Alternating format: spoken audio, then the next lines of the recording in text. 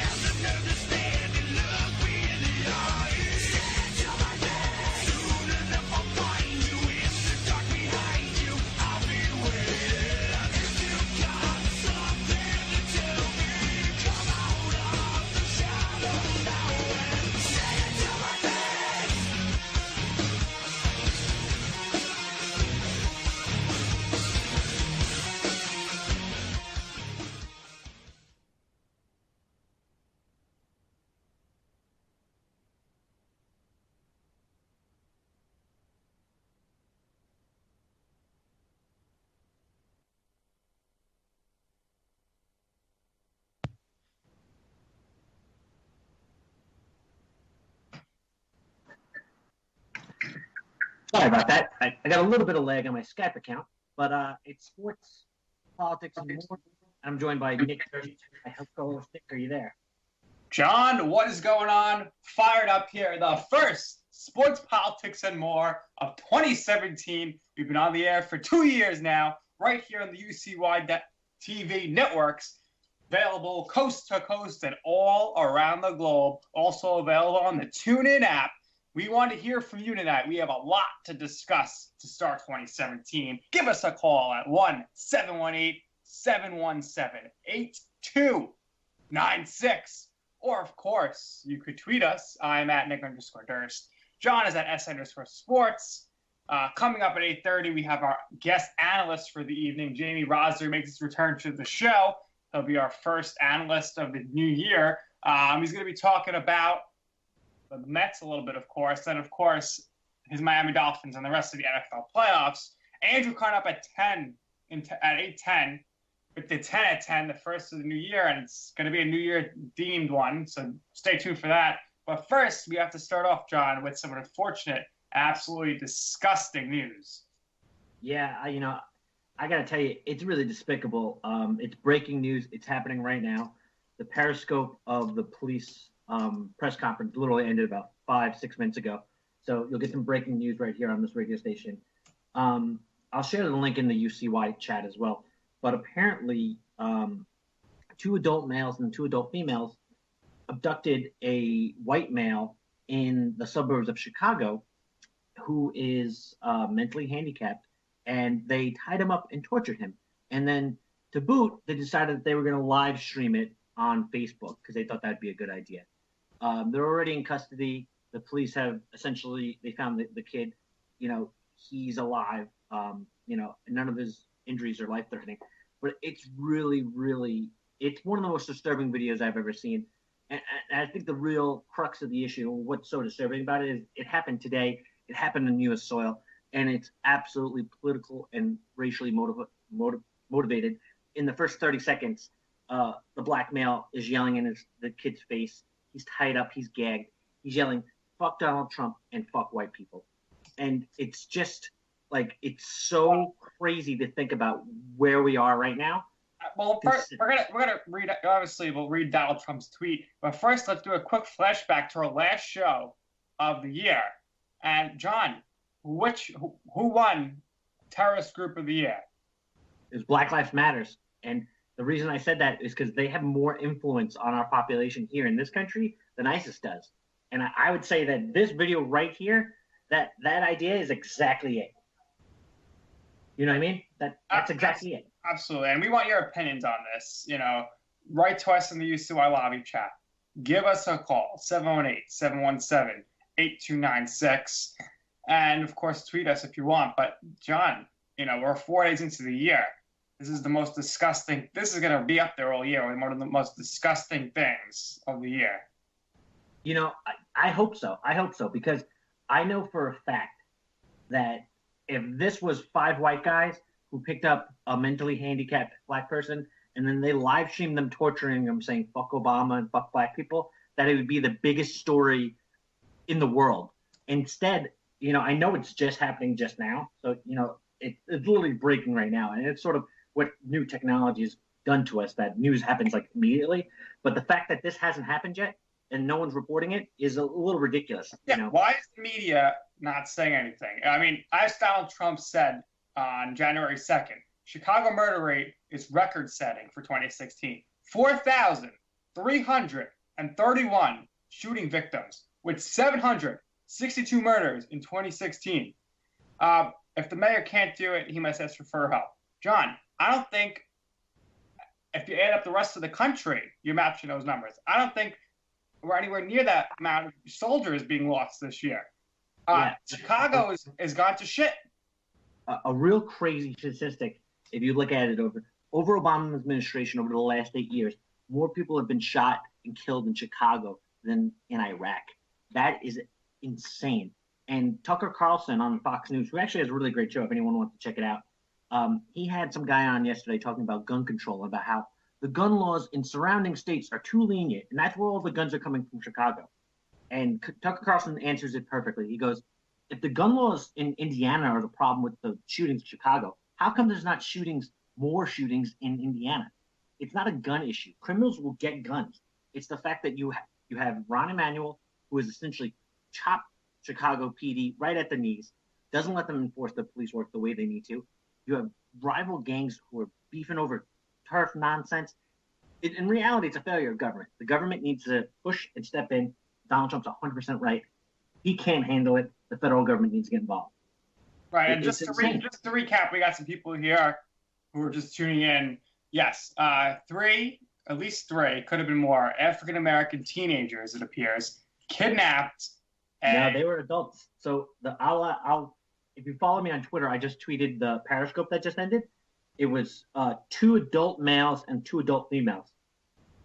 Okay, but to me, they looked like they could have been like 18, 19. But either way, they're adults to be tried. But they tortured and captured. I didn't see it was a mentally handicapped person, but I agree. I believe you. A mentally handicapped white person.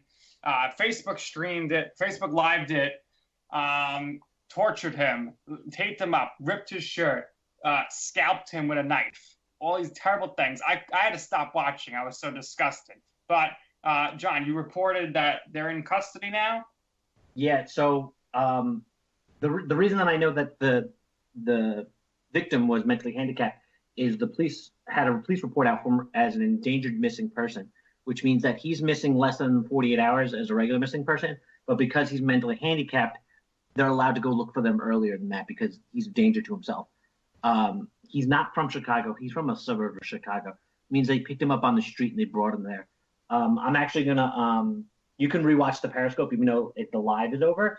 And I'm going to throw that in the chat too so people can get it right from the horse's mouth so they can hear what the police are saying about it. So it doesn't seem like just some crazy guy on internet radio, Absolutely. So really unfortunate that we have to start off our first show of the year. It's a terrible note. If any more breaking news comes live, we will keep you updated. But now it's time for a lighter segment on our show. One of the favorite segments from 2016 has carried over. It's time once again for the 10 at 10. And of course, joining us as always is the phenomenal one, AJ Pollock, our field reporter, who will be keeping you posted throughout this year on all random events, anything happening out in the field. He's our field reporter. Look forward to him giving us the winter storm watch throughout the winter. But here he is right now, and welcome to the program, Andrew, for the first time in 2017. What do you have to say to our listeners out there? And now it's time for the Spam 10 at 10 with Andrew Pollock. Finally, my intro gets played correctly. There you go. All right, before I start the 10 at 10, number one, most importantly, Happy New Year, everybody. It's finally 2017. There's new promise for everybody coming up in the next 12 months, let's hope. And two, oh man, John, you've been telling me about Reddit for who knows how long now, and this annoys me. This really, really does. Shame on the people who kidnapped the Trump supporter. Shame on them. And I'm surprised. Actually, I shouldn't be surprised. Because Michael Savage talks about this all the time. Oh, our media doesn't correctly cover the stories. Of course they don't. They don't want to. They want to focus on, oh, Trump does this and Trump does that. This is a bigger story than the Democrats trying to stop Trump right now. And one thing to note here, as we talk about the terrible media, and John will have a great take on this because he loves her so dearly. But Andrew, we'll let you go first. Megyn Kelly taking the money, going to NBC. Oh, the crazy story about how I found out about this. My dad, believe it or not, and maybe Tom will not like to hear this, my dad is a very big Michael Medved fan. And this morning, I was listening a little bit to the live stream, and that's how I found out. So I want to thank Michael Medved for that. And, yeah, wow, Megan's going to the left stream, the left-wing media now. Wow. So, John, I mean, we both agreed Megyn Kelly did a terrible job of being unbiased during the election, but she could really thank Donald Trump for getting her this contract because nobody really knew who she was until Donald Trump came along. Oh, absolutely. She saw that he was a rising star, so she attacked him to, give herself some brownie points, get some publicity. Listen, she didn't want to be on Fox anymore. I kind of get it. It doesn't, align with her political views. Listen, she donated money to the Clinton Foundation. That's all you need to know about her political views. So good riddance. And we'll leave it with this. Why are the Clintons going to the inauguration?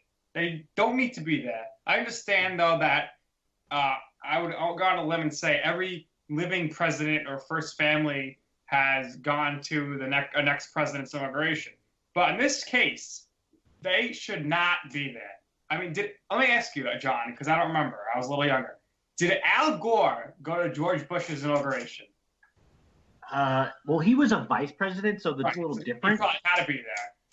But, yeah, I think he had to be there to hand it off to to Dick Cheney. But I'm not 100% sure. I don't remember him being. Other than that this has never happened before.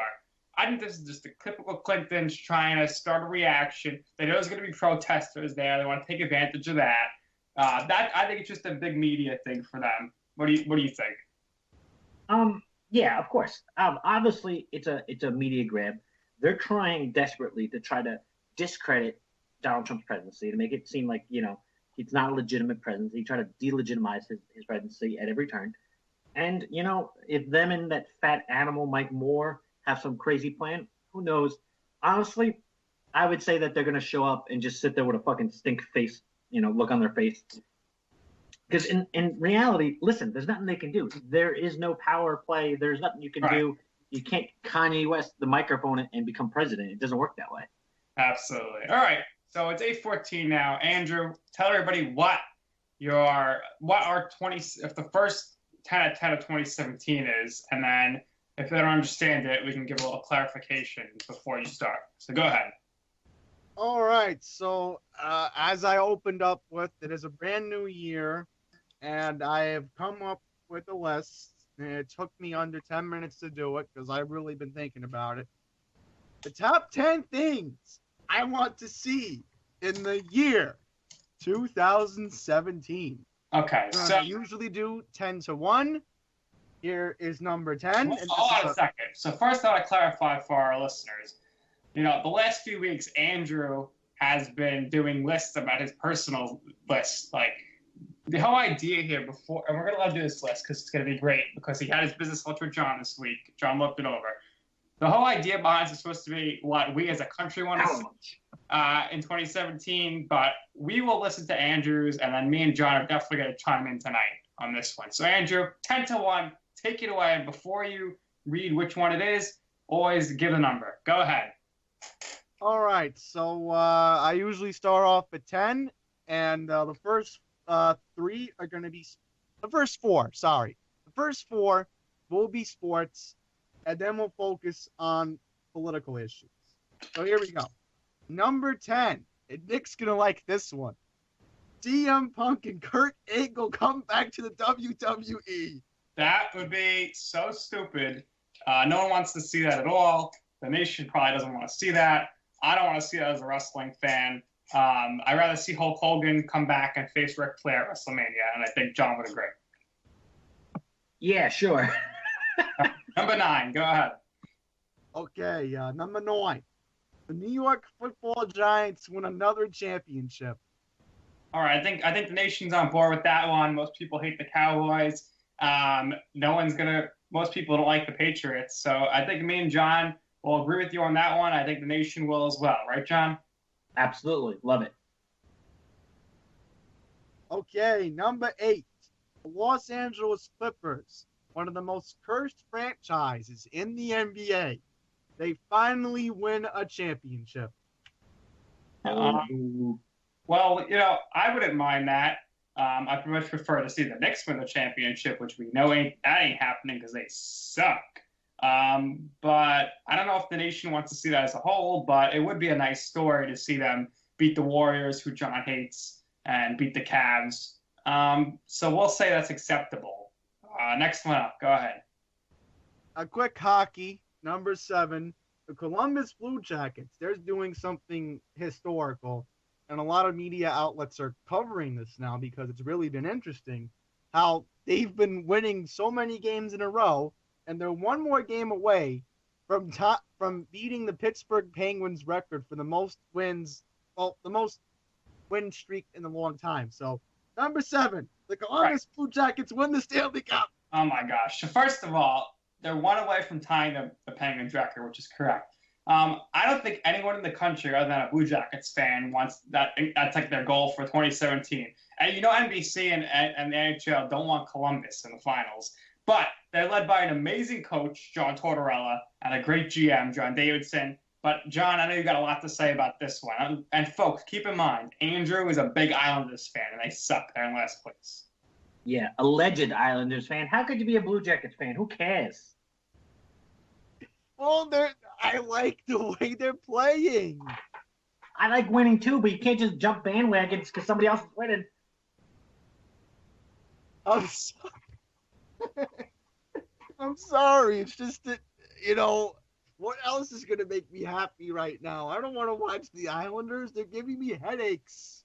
Don't worry. Nobody wants to watch the Islanders. That's why they have a shit fan base. And you know what? No one watches them anyway. But so, Andrew, was that all for your sports ones before we continue? Yes. Well, that's it with sports. No right, baseball. You're listen. I got my baseball request already. I got to see the Cubs win, so no baseball request. All right, well, first of all, obviously number 1 on the list overall, and you're missing out here. And obviously number 1 overall, it's got to be the Mets win the World Series, right, John? That's got to be number 1 for the year. That's what we need to see in 2017. It's the only thing that was mentioned that's even possible. All right, so that has to happen. That's what we want to see. And, maybe me and John will do some live parade coverage come November when the Mets are coming down counting the heroes. And we'll talk a little more Mets coming up in about 10 minutes with Jamie Rosner. We'll also talk NFL playoffs. All right, Andrew, number 6. Before I go on to number 6, I agree. I would like to see the Mets win it this year. All right, number 6. And this is going to be a big trend until the end of the year here in New York City. The toll booths are going to get removed. Right, but what do you want to see out of that? Because we know that's happening, right, John? Traffic improvement. All right, John, what do you have to say? That would be fantastic. We have to unfortunately mention the train crash today in Atlantic Station. But our take here is I want to know, I saw Cuomo was tweeting he was going there. John, was Big Bad Bill there? Did he make his way there? Yeah. His name's not even really Bill. The guy's a fucking liar. He happened not to make it. Maybe he was at some sort of Black Lives Matter parade or some nonsense. The guy's a hypocrite. All right. Andrew, number 5. Number 5. This is why we bring up the MTA. And thank goodness, I do not want to see the fare go up to $3. Oh, absolutely. I think the fare needs to be reduced. And it's not happening, obviously. It's going up to 3. The buses are going to be 7. There's still going to be holes in the road and terrible bridges and tunnels with potholes and terrible subways. But, we got the 2nd Avenue subway, which is 4 frickin' stops uptown where nobody goes. So we're on our goal, and we said it was going to take us 10 years, and it took us 10 years. We opened right on time to start 2017. But just so you know, we can't have the tunnel for the subway open nonstop. It's only open 8 hours a day, 4 in the morning, 4 in the evening, and the regular tunnels can't be open all day either because, they're going to get dirty or something, or they got to maintenance. No, it's a freaking tunnel. The cars are made to drive through them. The trains are made to go through them. Keep it that way. It's an absolute disgrace. And we talk about the New York City mayor election on here a lot because it's very important. We got to get a mayor in here who won't let the MTA boss them around anymore. Go ahead, Andrew. Next one up. All I got to say, before we get to number 4, let me bring up number 4. Bill de Blasio. That's why we bring up Warren William Jr. That's his real name, John. Remember that. Yeah, exactly. I'd like to see him re-elected. We need Bo. Now. John. I don't know. I think Bo's starting to become a dirty liar. Not only did he go kiss the ring with Hillary the other day, which to me says that he's in bed with her. Yeah, and the biggest scandal, Andrew, is how could you want a liar like this as your mayor when he says not once but twice and 2 days in a row he's going to be on the Hannity news program on Fox News, and then he wasn't without any explanation. That, to me, is not what we need as a mayor. Well, I think me and John will both agree. We'll probably vote for him over de Blasio. Well, John's not voting because he's not in New York anymore, but we want John to move back to New York to run in a few years. But I don't know if I could vote for a liar like Bo. I'm not changing over in the primary to be a Democrat like you to vote for him. So I'm going to stick with John Katzimatidis, whoever runs as a Republican, because to me, Bo does not seem trustworthy. What about you, John? He seems trustworthy. I don't want to character assassinate the guy, and we don't know. Maybe he got bumped from Hannity. But I tell you what I don't like. I don't like him meeting Hillary, because Hillary is essentially like the Don of criminal corruption in politics. You go kiss her ring, then you're part of it. The only person you can trust, or the only people that you can trust, are people that tell her to go F off the way that Donald Trump did. And I don't understand this because, Andrew, you told me that Bo supported Trump. So what's happening here?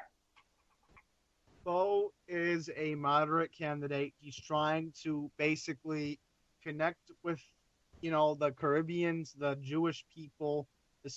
He's trying to connect with everybody. And this is what a candidate does. I feel that we're going to get fiscal conservatism and social liberalism in New York City with Bo Dietl. All right. Well, we will see. We'll have to see. So far, nobody has announced they're running other than him. And I don't understand why. Tony Avella announced he was running before Christmas. And who is he? What party is he in?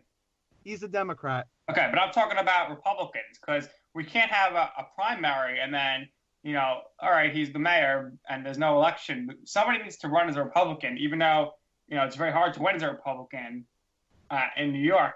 But, this is a good chance for a Republican to run because people are really fed up with de Blasio. Well, listen, if it's Katzimatidis or even Eric Ulrich going against Bill de Blasio, I'm totally in for that. I'd vote for that. Now, I thought, John, you mentioned this guy's name a while back. Michael Riley, a detective or something. He might get into the race.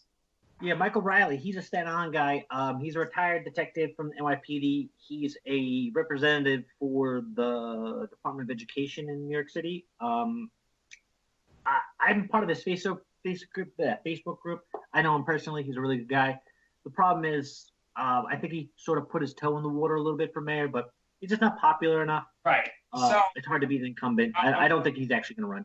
So the problem here is really that, this is the year Michael Grimm was going to become mayor. Unfortunately, not now. But I can guarantee you this. John, let me know what you think, because Andrew probably doesn't know this guy. Within 8 years, Dan Donovan's going to be mayor of New York City. Listen, Dan Donovan, who I know personally, I played golf with him 2 or 3 years ago. Really good guy. Right. Really strict guy. He's he's real by the book American. He's all about the Constitution. He's a really upstanding individual in the community. Staten Island guy. He went from district attorney to congressman, and I would say the next platform probably up. Listen, as a district attorney, he really cleaned up Staten Island. The crime in Staten Island was down. He really prosecuted criminals. He did the right thing by Staten Island. And I don't know anything that he's done in Congress, only because I'm not a Staten Islander anymore. But I know him personally. He's a really good guy. He's a Republican, but he's not like the old school, old guard Republican. He's a common sense Republican. Right. He's a very, very popular guy out here. He came to my baptism, so me and him go way back.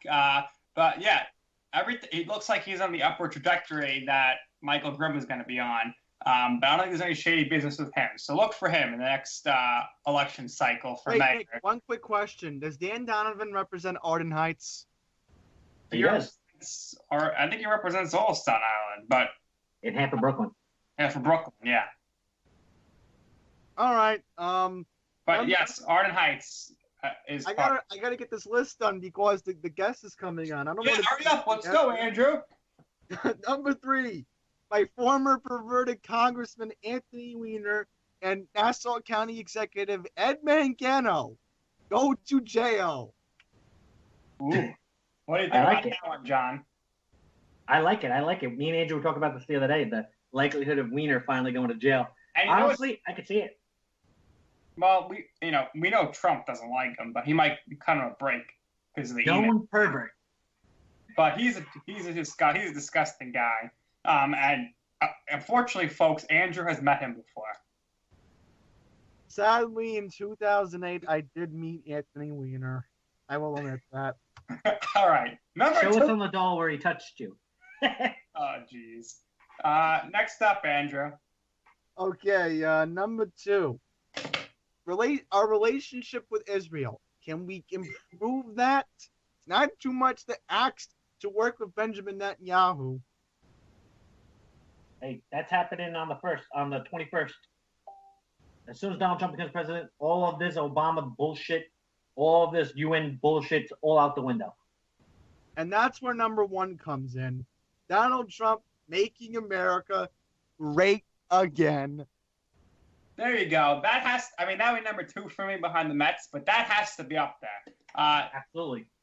Andrew, our guest is going to be, we got some more time for you here. We'll give you 2 to 4 minutes. Tell us why America is going to be great again. What are we going to be looking at as a country come the end of 2017? And then, of course, John's going to chime in because he's got this mapped out and he knows the plan. But go ahead, Andrew. One quick honorable mention before I talk about making America great again. The Dow Jones. I want to see if it can hit 20,000. It's very possible in the next couple of days. But yeah, in terms of making America great again, he's already doing it. He's saving our jobs. It's crazy. He's a businessman, but this businessman knows what he's doing. And I feel that we're going to have so many manufacturing jobs by the end of this year alone. Right, but I'm going to let you finish. But big General Motors deal yesterday, right, John? Yeah. So Ford was going to invest $1.6 billion in Mexico. They decided that it would be more cost-effective and easier to do business here in America. So instead, they're going to invest $700 million in updating their plant in Michigan and hiring more jobs. Build America, stay America. Yep, making America American again, making America great again. But go ahead and continue, Andrew. The other thing that I can see Trump doing, and this has been on the news recently, especially the past couple days, we have got to get rid of this Obamacare, where I've called it Pelosi care for one reason. You have to pass the bill so you can see what's in it. Remember, folks, this is not Barack Obama's problem. This was Nancy Pelosi's problem. So Trump has to take care of Pelosi's problem now. And he's going to do that in the first 100 days. You're going to see the Affordable Care Act get thrown into the shutter. And more importantly, the people who are not insured, who don't even want insurance in the first place, don't have to pay this stupid, ridiculous tax. So, Andrew, I completely agree. I'll say one other thing to, reassure all listeners who might not be Trump supporters. Trump will make America great again without doing a thing, by simply not doing all the crazy, progressive, extremist stuff that Obama was doing. Obamacare, health insurance, great, blah, blah, blah, blah. Essentially, all it is it's a redistributive of wealth. So, 20 million Americans didn't have healthcare now. Yeah, but everyone else in America's healthcare is much more expensive. That's socialism. He's redistributing wealth without actually physically taking money off you and handing it to someone else. But essentially, it's the same idea. It's the craziest system in the world. It will not work, according to Bill Clinton. So Donald Trump will win victories by simply rolling back illegal executive orders and just letting American capitalism work itself. All right, let's hit Andrew. Remember that. Spreading the wealth. Remember that, people. Andrew, don't hang up yet. We got one more to discuss with you. But hit the outro here on 10 of 10. You just felt like 10 of 10. This has been the Spam 10 at 10.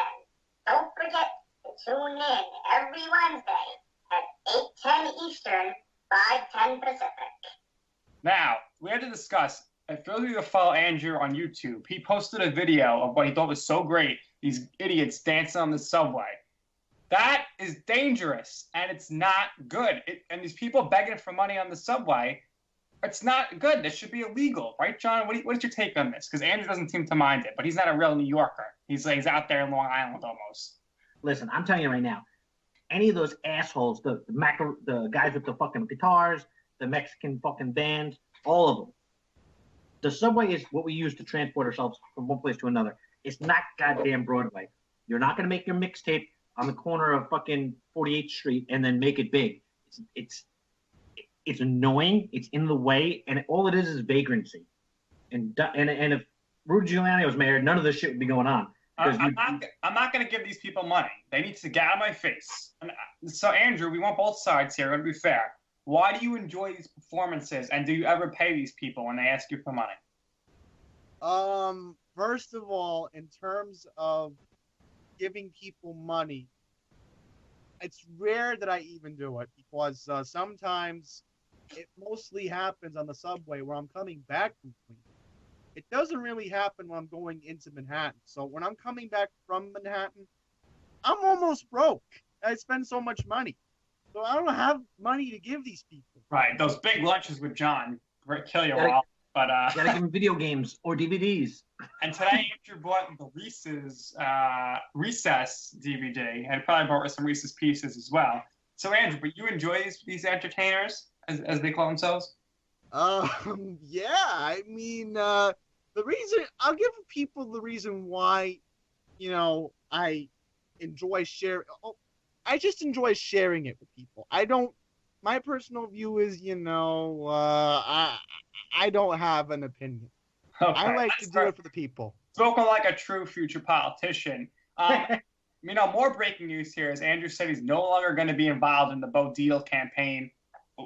Why is that? Real quick, like in a minute. Why are you no longer getting involved in the political game, even though Bo wants you to come in? He wanted you to call him this month. I already talked to his people, and they said that I'm better off volunteering. And second, the reason why I do not want to volunteer is I got to be ready in case, something else happens in this election. It has to be – listen, hang on. Sorry about that. The point I'm trying to make here is this. Anything can go in this election. I don't want to feel like, I did this for Bo and now he's not the nominee. I got to be ready to vote for people like Eric Ulrich or Don Catsimatidis. So in a way, I want to support Bo now, but when it comes November 7th, I still want to be an open voter, even though I'll be registered Democrat. All right, that is fair. And then lastly here, before we let you go, you told me, big announcement, first ever Panda Express coming to Manhattan. You and John are going there next week for lunch, the business Actually, meeting. Nick, there's 2 Panda Expresses already in Manhattan. That's what I figured. You said it's the first one. But Panda Express, just to let your viewers know, it's this chain Chinese food place, which Andrew was very against chains. Now he's selling out. He's going there. Had at Six Flags awful. But this is what we're going to do, Andrew. We're going to open it up to our listeners. Tweet us what you want Andrew to order next week. And whatever the most votes gets, Andrew will order that, and John will take a picture and post it to our Twitter account. But tweet us with what you want to see Andrew get for lunch at Nick_Durst, at SI_sports, or at Andy's Randomness, or, of course, the show account, which John will check this week, at spam_UCY TV, and that's where John will happen to post what Andrew gets. You ready for that, Andrew? Listen, I feel that... I don't know, John, do you really want to eat at Panda Express? Be honest with me. No, I love Panda Express. I used to eat that shit when I was down in Georgia all the time. It's delicious. Listen, you were right about Chick-fil-A. Maybe you're right about Panda Express. All right, so that's it, folks. Andy, thanks for coming on, and we will discuss with you next week on 10 at 10 what the 10 at 10 is, and also, of course, what you ate at Panda Express. All right. Farewell, everybody. Talk to you Andrew. Next week, and let's go Giants. Let's go, there Giants. we go. Bada bing. Hell yeah. It's time to talk a little football, John. We got our next guest on the line right now. Please welcome in Agent 007 when it comes to baseball and football and, crazy camp stories and stuff. None other than Jamie Rosner, who is on the line right now, and he's going to discuss with us the NFL playoffs. And, of course, a little New York Mets baseball. We had him on a few weeks ago during the heated section of the hot stove in the MLB, where we had the winter meetings, which was pretty awesome, and lots of stuff going down. We broke things down. We were the first ones here, me and John, right, John, to say Andrew McCutchen to the Mets, and then what happened a week later? There were some discussions about that. Wasn't that right? Yeah, they picked up our story, but it didn't. I don't think it's gonna work out. I haven't heard anything else from it. But there is some other Mets rumblings today, and as we're going to discuss with Jamie, we said we're going to discuss Mets. We said we're going to discuss New York Giants, of course, and the rest of the football goings-ons. But Jamie is a huge Dolphins fan. And John, Jamie is such a big Dolphins fan that when we would play baseball, he would just wear like orange cut sleeve shirts and blue shorts every day. And then which is Mets colors, which is fine. But and then he decided to go to school in Florida because he just loved his Dolphins, and he wanted to get the Dolphins games on TV, and he ended up getting Buccaneers games. He couldn't get an NFL season ticket. He had to go to Florida. Then he ended up transferring to Binghamton. And upstate New York.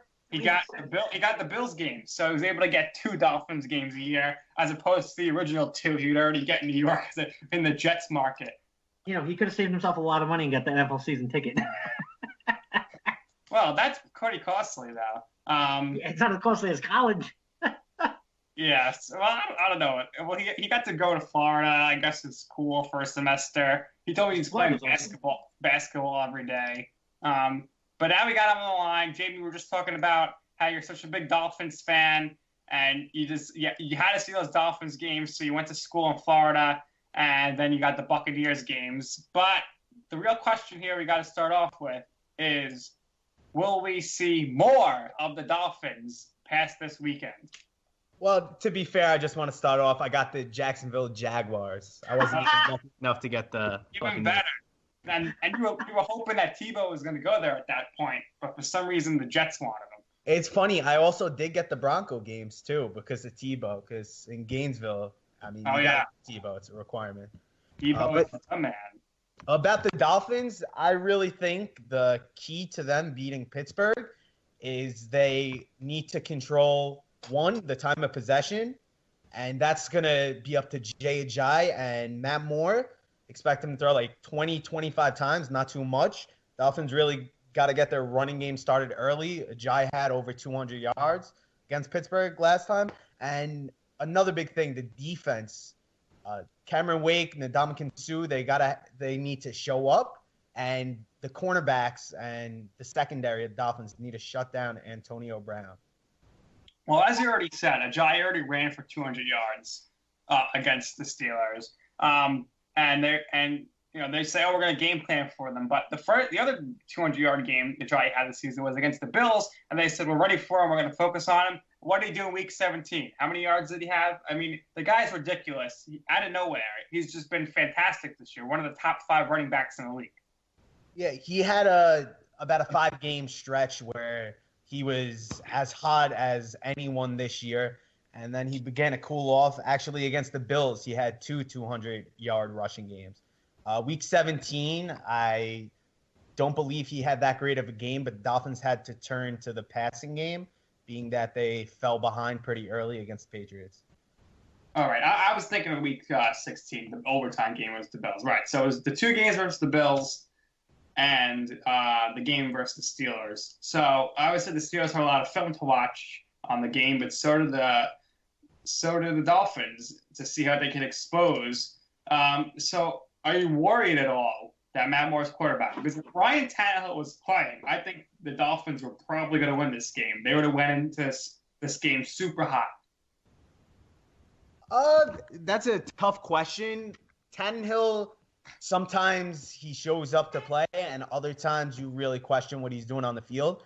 I have confidence in Moore as a passer, but to rely on him in big passing situations is another story, being that this is a playoff game. I would feel a lot more comfortable with Tannehill. And I think everything needs to go right for the Dolphins to win. And on the other side, for Pittsburgh, it's not that same situation. Pittsburgh is definitely the favorite, especially being at home, despite the loss to the Dolphins earlier this year. Now, Jamie, did you hear Mike Francesa's take on your quarterback situation the other day? No, I actually did not.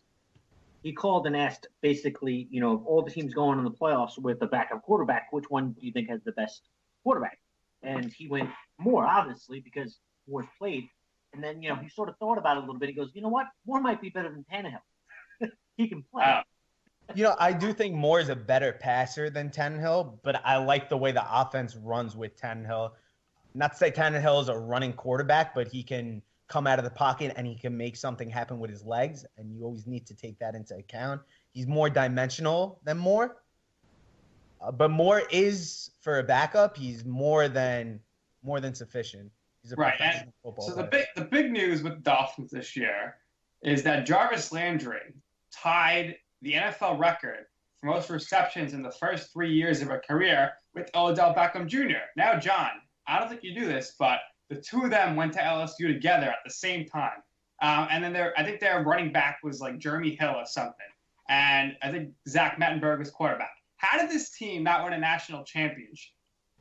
Because college is stupid. That's why. I agree with you there. We got the big college football game coming up next week, and I don't care about it. Do you care about it? I think it's Bama all the way. I don't think any team can touch Bama. I can't stand Alabama.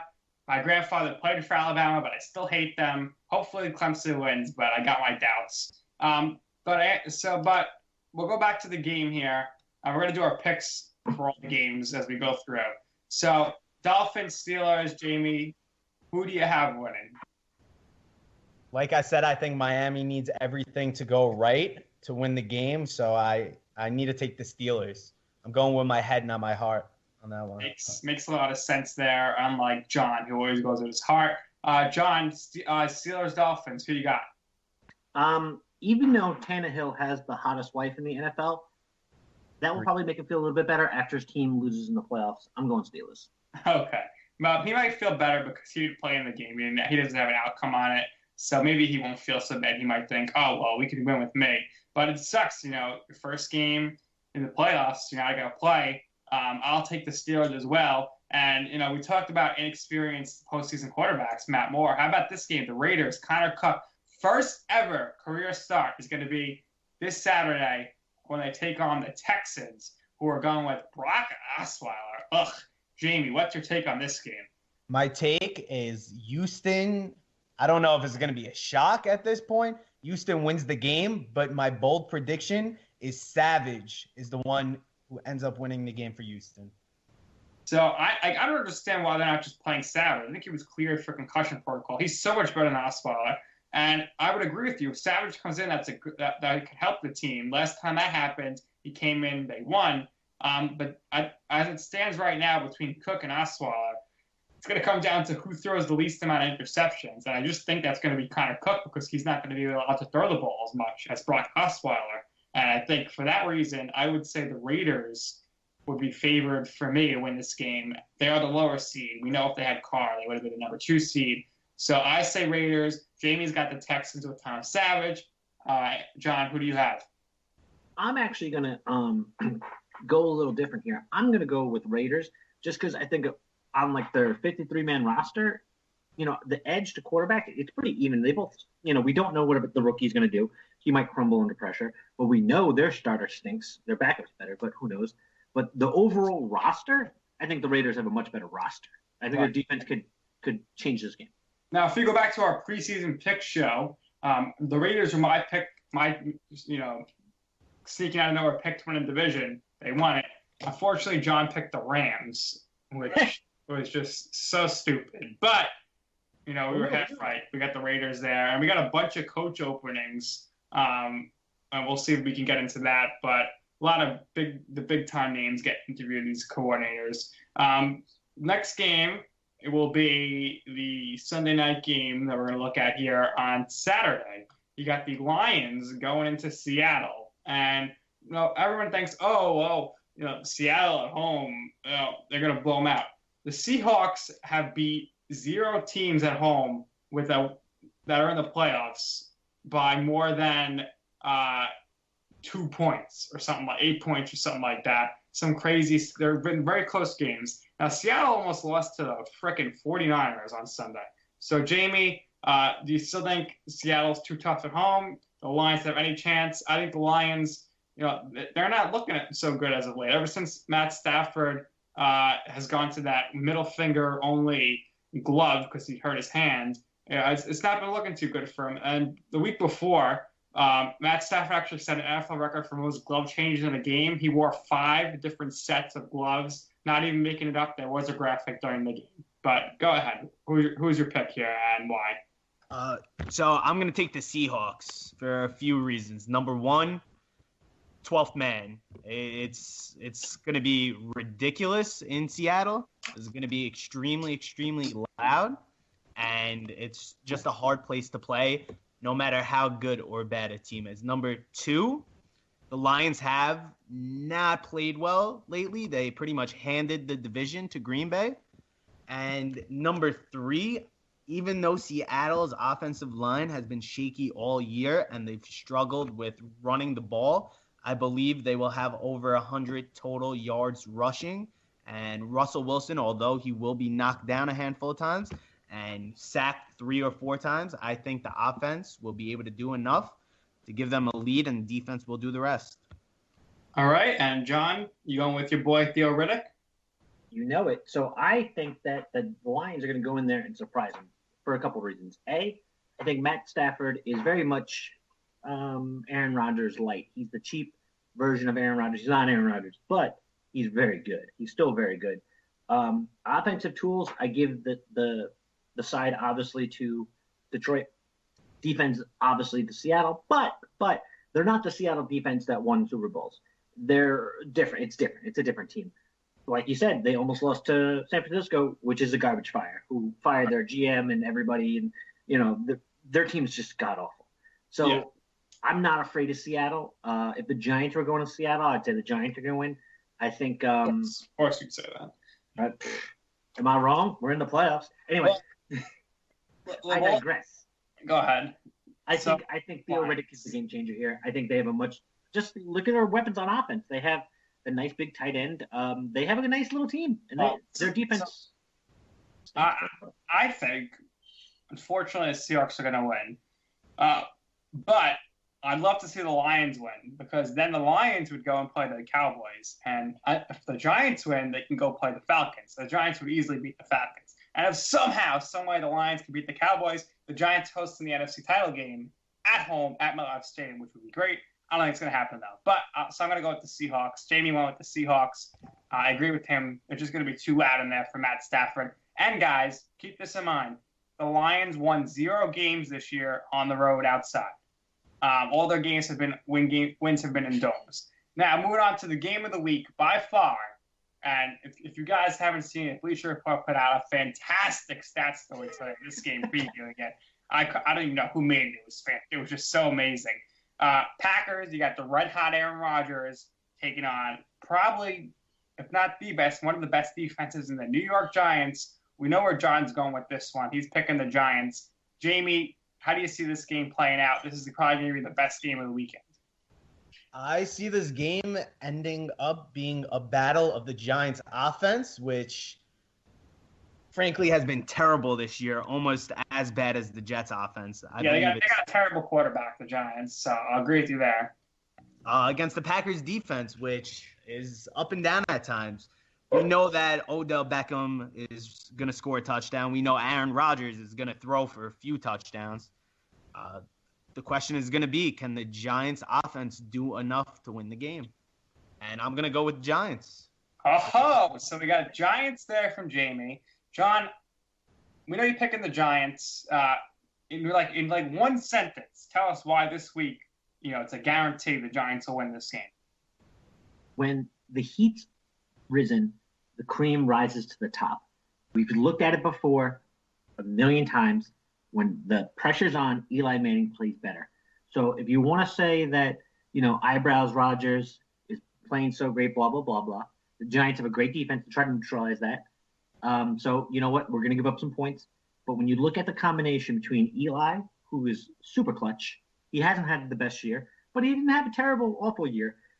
They weren't as bad as the Jets offense. No one's as bad as the Jets offense. They're freaking terrible. They got, Ryan Fitz ugly in and out of quarterback. Their team sucks. All right. So obviously John with a really long run-on sentence there, but it's okay. He's not in school anymore. And there was a couple periods in there. Very well in college. But it's funny how it says when the heat rises. Well, it's going to be freaking cold as hell in Green Bay. The Giants have a lot of success there in Green Bay. Remember 2007? Do you remember how red Coughlin's face was? If we had that coach, I'd say we're going to win easily. Cheesecake menu for the win. Listen, the winner of this game, I think, is going to the Super Bowl. And in one-word answers, tell me if you agree with me. If the winner of this game goes to the Super Bowl. Jamie, winner of this game goes to the Super Bowl, or you got somebody else? No, that's a bold statement, but I'll agree with that. All right, and we know John's got the Giants winning. They go to the Super Bowl, so I don't have to ask him. Now, and really quick on this, because we're at the baseball. Jamie, you watched all the Jaguars games that year. Should the Jaguars hire Tom Coughlin as their head coach? I don't think it's a good move. I know he was there a long time ago. Greatest coach of all time in franchise history. I do like Coughlin as a coach, but at this point, he's 70-plus years old. It's just I don't think it's the right fit. All right, so we'll have to see if he ends up anywhere. Lots of openings right now. And now I want you to give our listeners. First, actually, I want you to give our listeners.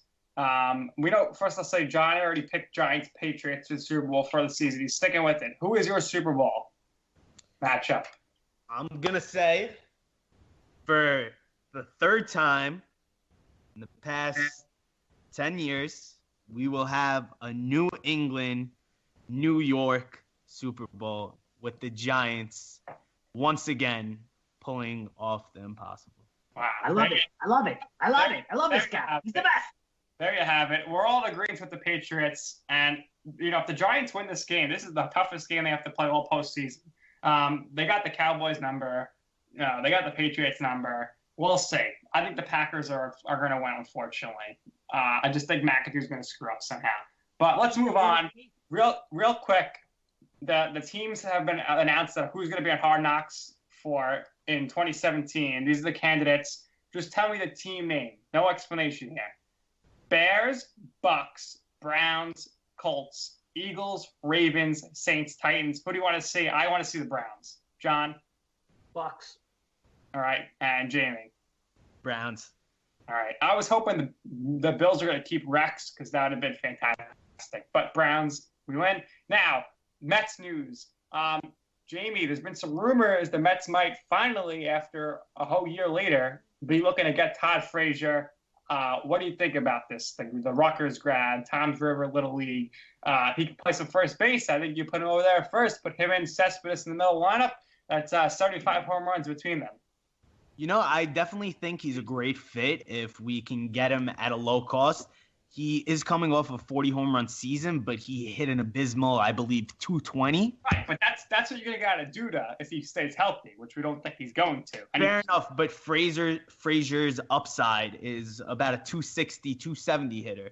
So if we can buy him at a low cost, being that he has only 1 year left on the deal, find a way, maybe in a three-way trade, or maybe even sending Bruce over to the White Sox. Right. If we can get two birds with one stone on that, I would love to have Frazier. Trade Duda. Frazier can play first. He could play third. Reyes can play all across the infield, maybe some outfield. Same with Flores. And this is what the game's becoming, and you can really see it with what the Chicago Cubs did, especially with Zobrist. Players that can play multiple positions that they can use as super utility guys are becoming more and more important. Even Chris Bryant, third base, left field. Yep, right field. That's why I'm MVP, basically. And remember, guys, the last time we discussed any Mets rumors, they came true in the media. The Mets really in there with McCutcheon. But Jamie, we want to thank you as always for coming on. We'll definitely have you on again as we get closer to the MLB season. And of course, if the Dolphins win, you're coming back on every week until they're out. Jamie, thanks a lot. Thank you, guys. Thanks, Jamie. All right, John, I want to ask you one last question here and try to combine it. We got, like a minute, 30 seconds left. First, you want Frazier, make it real quick. And then second, because I teased in our description for the show, how was your New Year's Eve? What'd you do? Take it away. I'm married. I have a kid. My wife's pregnant, about to have a second baby. I put together a Minnie Mouse hot Power Wheel, which was a fucking pain in the ass.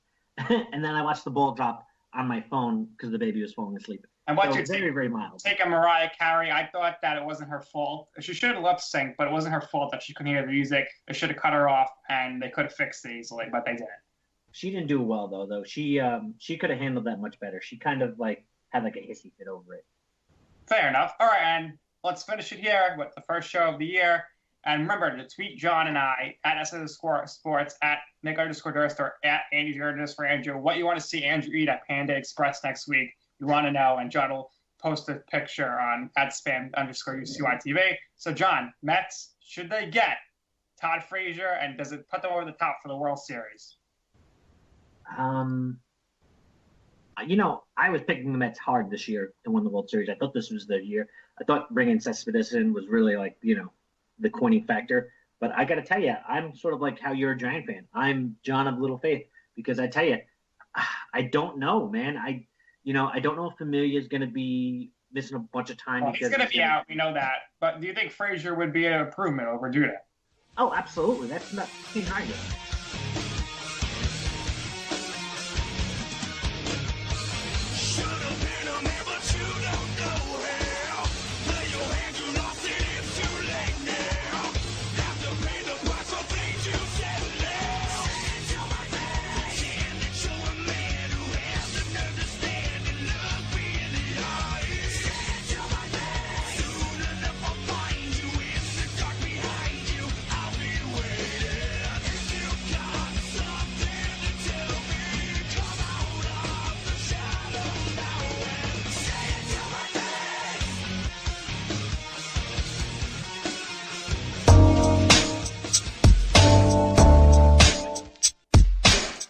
On the tracks you can catch every Monday night